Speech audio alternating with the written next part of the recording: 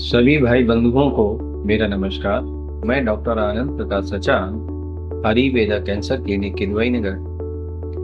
दोस्तों, आज मैं बात करना चाहता हूँ कि क्या हमारे शरीर में जो गांठें निकलती हैं, यानी कि जो गठान निकलती है जिसको हम लोग लिम्फ नोड बोलते हैं, क्या वो सारी गठान कैंसर की होती है या नहीं होती है। तो फिर उनको हम कैसे पता करें कि ये हमारी गठान कैंसर की है, जो गांठ है वो कैंसर की है या कैंसर की नहीं है। तो ये देखा गया है कि हमारे शरीर में जिस तरीके से आर्टरीज होती, धमनियाँ होती हैं, जो खून को, शुद्ध खून को हृदय से दूसरे अंगों में ले जाती है, वहां से उसी अशुद्ध ब्लड को, अशुद्ध खून को शिराएं क्या करती हैं, हृदय में, हार्ट में वापस लेके आते हैं। इस दौरान बहुत कुछ फ्लूइड जो होता है वो छन जाता है।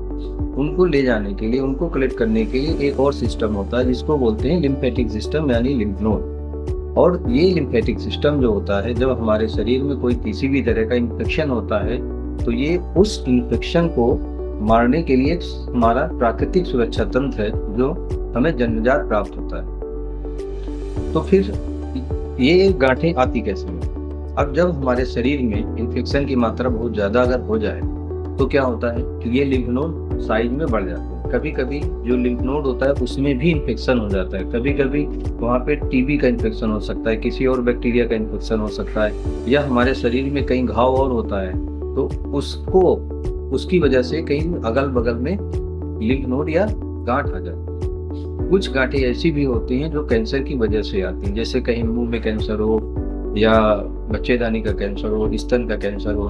तो मुंह के कैंसर की गांठें गर्दन में आ सकती हैं, स्तन कैंसर की गांठें जो होती है यहाँ पर आ सकती हैं, एग्जिला में यानी कफारी पे आ सकती हैं। बच्चेदानी का कैंसर हो तो यहाँ पर नीचे ग्रोइन रीजन में इसकी गांठें आ सकती हैं। तो और कुछ गांठें ऐसी भी हैं जो हमारे खून, जिनको बोलते हैं हम लोग लिम्फोमास, तो उस तरह की भी गांठें होती हैं। तो इसको हमें क्या करना है, जांच करनी होती है।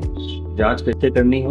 एक तो हम छू के देख सकते हैं। छू के देख के जब आप दबा के देखते हैं तो वो मुलायम भी हो सकती है, या जैसे कि रबर होती है ना, तो रबर की तरह हो सकती है, या फिर बहुत ही हार्ड होती है। तो देखा गया है कि ज़्यादातर जो हार्ड गांठें होती हैं, जो टाइट गांठें होती हैं, वो लगभग कैंसर की होती है। ठीक है, तो ऐसी अवस्था में हमें क्या करना चाहिए, गांठों से एक सुई की जांच करानी चाहिए और एक्सपर्ट